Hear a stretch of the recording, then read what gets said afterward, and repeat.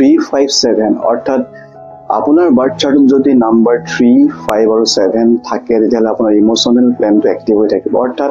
Jupiter mercury আৰু Ketu 3 denote কৰে Jupiter 5 হৈছে মাৰ্কিউৰি বুধ আৰু লগত থাকিব কেতু নাম্বাৰ 7 এই তিনটা নাম্বাৰ কম্বিনেশন যেতিয়া আপোনাৰ বাৰ্থ চাৰ্টত থাকিব তেতিয়া আপোনাৰ ইমোশনাল প্লেনটো এক্টিভ হৈ থাকিব অৰ্থাৎ আপুনি কোৱাইট ইমোশনাল ব্যক্তি হিচাপে পৰিচিত হ'ব পৰিগণিত হ'ব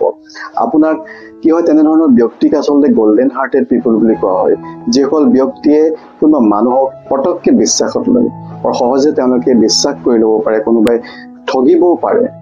বৰ সহজে ফুচলাব পৰা বুলি যে কয় আচলতে তেনেকুৱা ধৰণৰ হয় এই ব্যক্তিসকল ইমান ইমোশনাল হয় যে তেওঁলোকে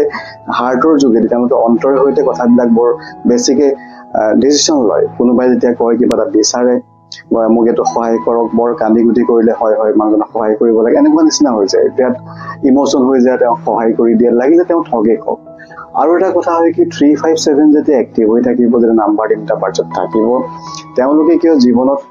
ঠগ খোৱাৰ প্ৰৱণতা নিজৰ প্ৰেমৰ ক্ষেত্ৰতো বৃদ্ধি হোৱাৰ সম্ভাৱনা থাকে